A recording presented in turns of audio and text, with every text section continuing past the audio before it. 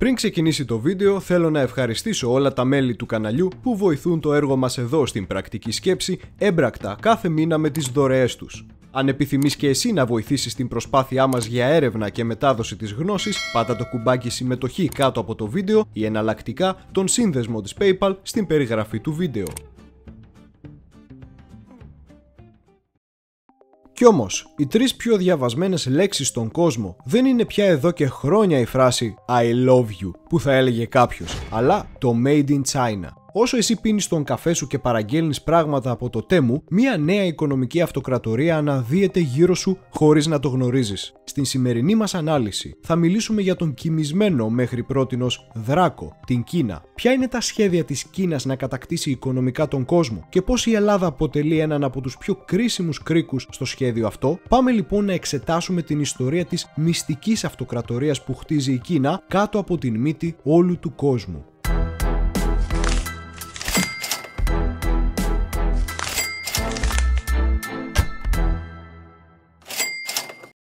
Μπορεί να έχουμε συνδέσει περιπεκτικά την Κίνα με τα φθηνά και χαζά προϊόντα που χαλνάνε λίγο μετά αφού τα αγοράσεις, λέγοντας την φράση «αυτά είναι κινεζιές» υποτιμητικά, αλλά ωρε φίλε, αυτό κι αν ήταν η μεγαλύτερη επιτυχία των Κινέζων, να τους υποτιμήσεις ως ανταγωνιστές. Το 2022 η Κίνα έφτασε να έχει ακαθάριστο εθνικό προϊόν της τάξεως σχεδόν των 18 τρισεκατομμυρίων δολαρίων, ενώ οι ΗΠΑ την κοιτούν ιδρωμένες να πλησιάζει, έχοντας οι ίδιες 25,4 τρισεκατομμύρια δολάρια ΑΕΠ.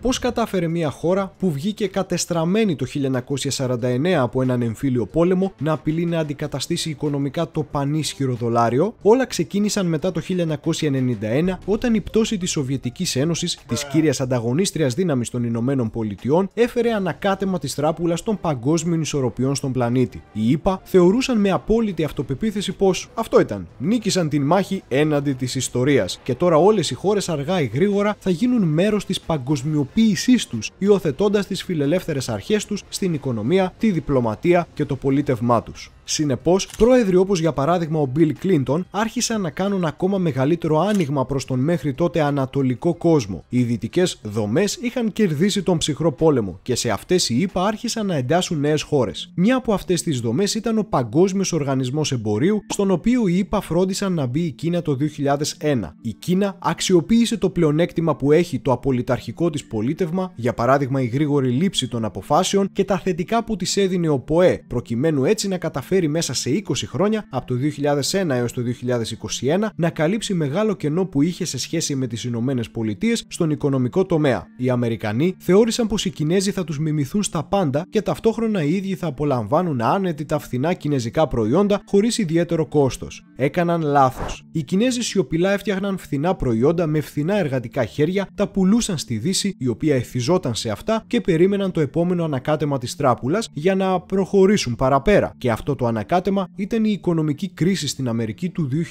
2008. Η Κίνα μέχρι τότε προετοιμαζόταν ιδεολογικά και πολιτικά για την μεγάλη αλλαγή που θα της επιτρέψει να διεκδικήσει να γίνει Αμερική στην θέση της Αμερικής. Πρώτον, ήταν από τις χώρες που κατάλαβε πως δεν χρειάζεται να γίνεις σαν την Δύση για να είσαι παντοκράτορας. Η παγκοσμιοποίηση των δυτικών αξιών και της δυτικής κοσμοθέασης που προωθούν οι Ηνωμένες Πολιτείες είναι ένας δυτικός δούριος ύπος και δεν ωφελεί τα κράτη εκτός της Δύσης, διότι προσπαθεί να τους επιβάλλει αξίες που δεν ταιριάζουν στα ίδια. Άρα, η Κίνα αρκέστηκε στο να πάρει από την Δύση λεφτά και τεχνολογία, χωρίς όμως να επιτρέψει, για παράδειγμα, αλλαγή του κομμουνιστικού ανατολικού καθεστώτος της. Κατά δεύτερον, αυτό δεν σημαίνει πως διέγραψε εντελώς την ιδέα μιας παγκοσμιοποίησης, αρκεί αυτή να γινόταν με δικούς της όρους. Γι' αυτόν τον λόγο, βάλθηκε να δημιουργεί παράλληλους θεσμούς και δομές, στρατιωτικές ή οικονομικές, για να είναι έτοιμη να αντικαταστήσει την Δύση. Και έτσι έγινε. Όταν το 2008 ξέσπασε η οικονομική κρίση, η Κίνα το αντιλήφθηκε αυτό ως το τέλος της παγκόσμιας ηγεμονίας των Ηνωμένων Πολιτειών και με δικές της δομές άρχισε να διεκδικεί την δική της παγκοσμιοποίηση. Και όταν ο κόσμος είδε πως πρώτος στόχος της Κίνας ήταν ως κράτος πυρήνας πολιτισμού στην Ασία να έχει αρχικά εκεί ηγεμονικό ρόλο, διώχνοντας οποιοδήποτε άλλον,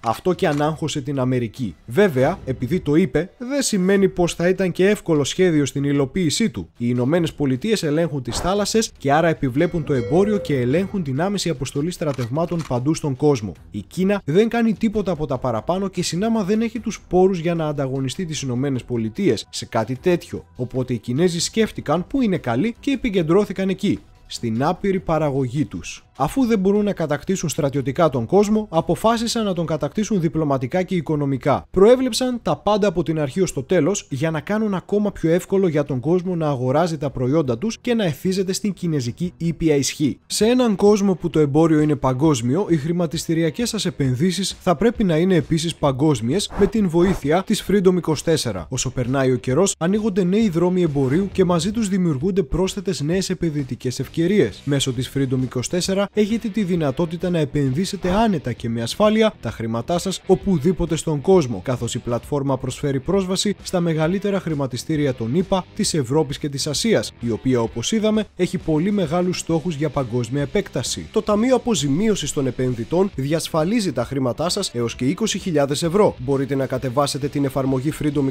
24 στο κινητό σας τηλέφωνο, να δημιουργήσετε λογαριασμό και να επιλέξετε την εταιρεία που σας ενδιαφέρει να αγοράσετε μετοχές. Αν αυτό σας φαίνεται ταλαιπωρία, η Freedom 24 σας προσφέρει επίσης τη δυνατότητα να τοποθετήσετε τα χρήματά σας σε λογαριασμό D-Account Security Swap και να έχετε σταθερή απόδοση ως 3,3% ετησίως σε ευρώ και 4,2% ετησίως σε δολάρια. Μπορείτε επίσης να επιλέξετε μακροπρόθεσμα κεφάλαια τοποθέτησης ανταλλαγής τίτλων που προσφέρουν ακόμη υψηλότερες αποδόσεις έως και 5,5% ετησίως σε ευρώ και 7,9% ετησίως σε δολάρια για περιόδους 3, 6 ή 12 μηνών. Επιπλέον, η Freedom 24 διεξάγει αυτή τη στιγμή μια προσφορά για όλους τους νέους πελάτες, με την οποία μπορείτε να αποκτήσετε έως και 20 μετοχές δώρου αξίας 3 έως 800 δολαρίων η κάθε μία, ανάλογα με την κατάθεσή σας. Θα σας αφήσω περισσότερες λεπτομέρειες και στον σύνδεσμο στην περιγραφή του βίντεο. Πάμε πίσω στο βίντεο μας. Αρχικά δημιούργησαν δική τους τράπεζα, την China Investment Corporation, για να μπορούν να χρηματοδοτούν έργα ή να δίνουν δάνεια σε χώρες χωρίς να εμπλέκονται δυτικοί θεσμοί, όπως για παράδειγμα το Δούνου-Του. Η τράπεζά τους αυτή είναι πρακτικά το Κινέζικο Κρατικό Ταμείο που ελέγχει τον τομέα των επενδύσεων τόσο στο εξωτερικό όσο και στο εσωτερικό. Το ταμείο έχει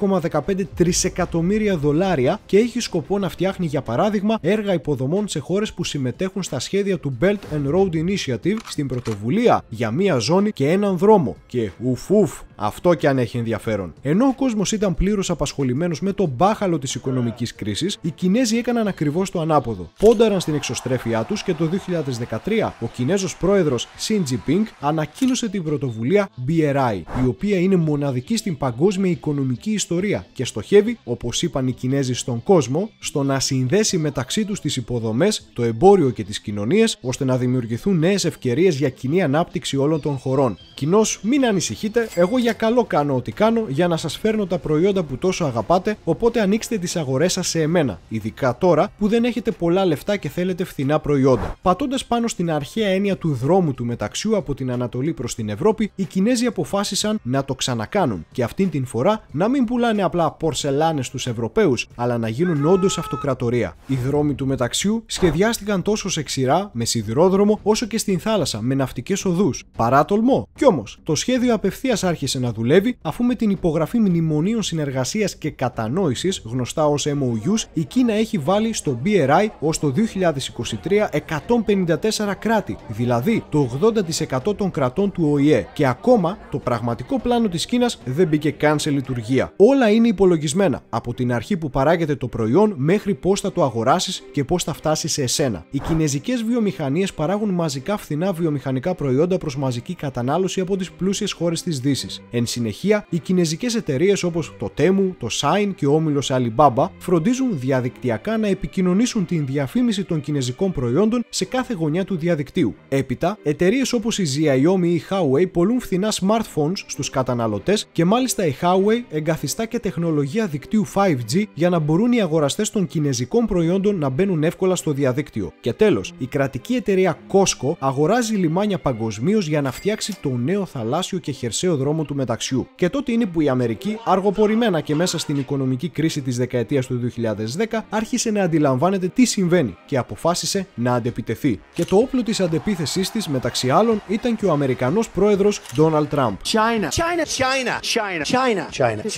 Ο Τραμπ κατέβηκε στις αμερικανικές εκλογές του 2016 με ένα από τα προτάγματά του να είναι να μπει φρένο στην οικονομική εξάπλωση της Κίνας. Αφού κέρδισε την κούρσα των εκλογών με το Ρεπουμπλικανικό κόμμα, ξεκίνησε εμπορικό πόλεμο κατά των σχεδίων των Κινέζων. Οι ΗΠΑ κατηγορούν την Κίνα πως με τα έργα που κάνει παγκοσμίως αναγκάζει φτωχές χώρες να δανειστούν πολλά λεφτά από αυτήν για ακριβές υποδομές, τα οποία δάνεια όμως δεν μπορούν να τα ξεχρεώσουν. Έτσι δημιουργείται η λεγόμενη παγίδα χρέους και οι Κινέζοι παγιδεύουν έμεσα φτωχές χώρες για να τις ελέγχουν. Οι Κινέζοι βέβαια ανταπαντούν στο επιχείρημα αυτό πως έτσι βλέπει τα πράγματα η Δύση. Αφού η Δύση αποφάσισε οι δικές της δομές να μην επενδύουν εδώ και δεκαετίες πλέον ποσά στον παγκόσμιο νότο και τις αναπτυσσόμενες χώρες, που ισχύει, θα το κάνει η Κίνα που θέλει το καλό τους. Οι Κινέζοι λοιπόν απάντησαν βασικά ιδεολογικά στις Ηνωμένες Πολιτείες, ότι δηλαδή ο παγκόσμιος νότος των φτωχών αναπτυσσόμενων χωρών έχει νέο αρχηγό, την κομμουνιστική Κίνα, και οι κακοί δυτικοί απικιοκράτες ήρθε η στιγμή να παραδώσουν τα σκύπτερα της παντοδυναμίας τους. Αν η Αμερική είχε εκνευριστεί μία φορά ως τότε, αυτή η ιδεολογική πινελιά ήταν η σταγόνα που ξεχύλισε το ποτήρι. Το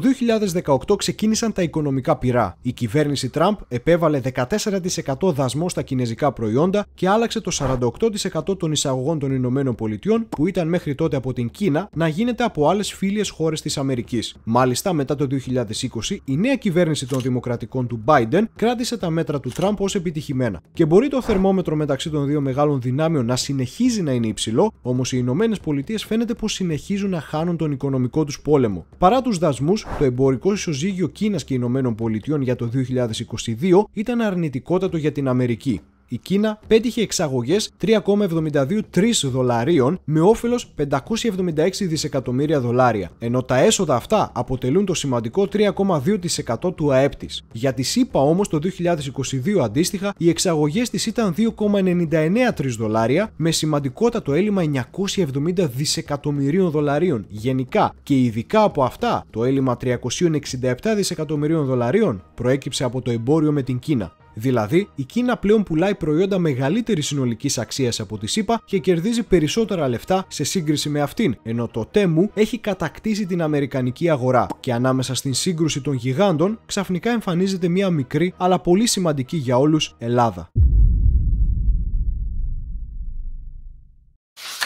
Προφανώς από όλο αυτόν τον τζέρτζελο δεν γινόταν να λείπει και η Ελλάδα, χάρη στη γεωγραφία της που όλοι την θέλουν και την χρειάζονται. Γι' αυτό, όταν το 2008 οι Κινέζοι άρχισαν να ενεργοποιούνται, το μάτι τους έπεσε μεταξύ άλλων και στο λιμάνι του Πειραιά. Η κυβέρνηση της Νέας Δημοκρατίας του Κώστα Καραμανλή δέχτηκε να υπογράψει με την Κίνα σύμβαση παραχώρησης με στόχο την ανάπτυξη και την εκμετάλλευση των προβλητών 2 και 3 του λιμανιού του Πειραιά. Στο σημείο αυτό αξίζει να σημειωθεί ότι το 2008 το λιμάνι του Πειραιά δεν ήταν αυτό που είναι σήμερα. Ήταν ένα λιμάνι μεγάλης γεωστρατηγικής σημασίας μεν, αλλά υποβαθμισμένο και χωρίς σύγχρονες υποδομές δε. Όλα αυτά όμως οι Κινέζοι σκόπευαν να τα αλλάξουν. Το 2009 οι Κινέζοι άρχισαν να διαχειρίζονται τους τερματικούς σταθμούς εμπορευματοκιβωτίων του λιμανιού, θέτοντας το υποβαθμισμένο λιμάνι σε μια ανωδική τροχιά και δίνοντας νέα πνοή στην τοπική οικονομία. Και αυτό φυσικά είχε πολύ νόημα αν σκεφτούμε πως το λιμάνι του Πειραιά βρίσκεται στην διασταύρωση των θαλάσσιων δρόμων που συνδέουν τη Μεσόγειο με τη Βόρεια Ευρώπη, την διόρυγα του Σουέζ και τον Εύξηνο Πόντο με τους δρόμους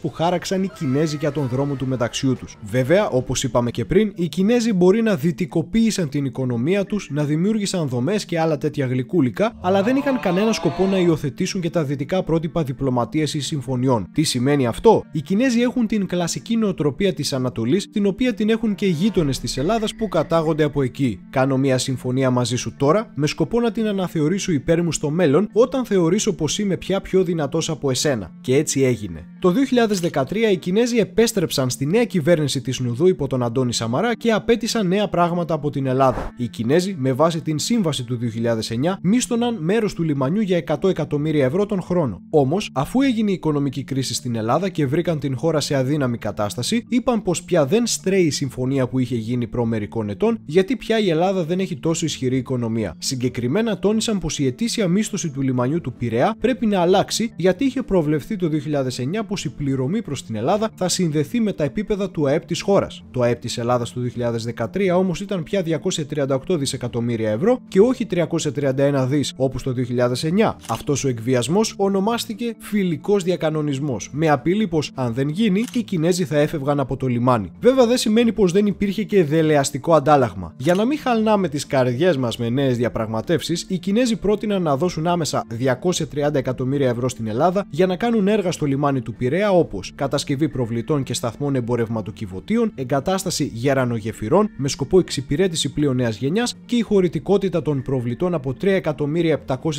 TEU να πάει στα 6.200.000 TEU. Η ελληνική κυβέρνηση βρέθηκε σε αδιέξοδο. Από τη μία, η απέτηση των Κινέζων σήμαινε πώληση του Πειραιά σε αυτούς, αλλά από την άλλη και η Τρόικα που ήρθε τότε στην πτωχευμένη Ελλάδα από την Ευρώπη πίεζε κάτι τέτοιο να γίνει. Συνάμα, οι δυτικοί επενδυτές δεν είχαν σκοπό να ρίξουν λεφτά διότι φοβόντουσαν την χρεωμένη Ελλάδα και ταυτόχρονα ήθελαν η ελληνική οικονομία να κατρακυλήσει περισσότερο και να αγοράσουν το λιμάνι κοψοχρονιά. Οπότε τα δύο αρχαία έθνη έσφιξαν τα χέρια. Το 2013 ο Πρωθυπουργός Αντώνης Σαμαράς επισκέφθηκε το Πεκίνο για να συνομιλήσει με την κινεζική ηγεσία, διότι η δεύτερη έδειξε ενδιαφέρον για ελληνικά λιμάνια, αεροδρόμια και τον σιδηρόδρομο. Έτσι, η Ελλάδα απέκτησε θέση στον δρόμο του μεταξιού, αφού αυτή είναι η πρώτη πύλη των κινεζικών προϊόντων προς την Ευρώπη. Η Κίνα όμως, όπως είπαμε, ήταν πολύ σκληρή στη διπλωματία της. Η κυβέρνηση Σαμαρά αποφάσισε να πουλήσει το λιμάνι στους Κινέζους, με άνηση όμως διαπραγμάτευση, διότι οι Κινέζοι δεν συμφώνησαν ούτε καν να πουληθεί σε αυτούς το λιμάνι, αφού πρώτα έστω παρουσίαζαν ολοκληρωμένα τα έργα που υποσχέθηκαν. Ήθελαν τα πάντα εξ αρχής με μικρό κόστος για αυτούς. Και το πέτυχαν. Το 2016 η επένδυση ολοκληρώθηκε από τον ΣΥΡΙΖΑ του Πρωθυπουργού Αλέξη Τσίπρα και οι Κινέζοι έδωσαν άμεσα 368 εκατομμύρια ευρώ, έχοντας πια το 67% του λιμανιού. Η ολοκληρωμένη συμφωνία μάλιστα προέβλεπε και υποχρεωτικές επενδύσεις 350 εκατομμυρίων ευρώ τα επόμενα 10 χρόνια. Όμως, η δύσκολη θέση της Ελλάδας μπροστά στην ομή διαπραγμάτευση των Κινέζων δεν σταμάτησε εκεί. Οι Κινέζοι έπιασαν κότσο τους Έλληνες, καθότι έδωσαν 368 εκατομμύρια ευρώ για ένα ήδη σούπερ σημαντικό ευρωπαϊκό λιμάνι με 3.700.000 TEU το 2016, ενώ το 2015, ένα χρόνο πριν, έδωσαν 862 εκατομμύρια ευρώ για να αγοράσουν το 65% του Κούμπορτ στον κόλπο του Μαρμαρά, που είναι το τρίτο μεγαλύτερο λιμάνι της Τουρκίας με μόλις 1.300.000 TEU. Μάλιστα, επένδυσαν σε αυτό και αύξησαν τη χωρητικότητά του σε 2.100.000 TEU.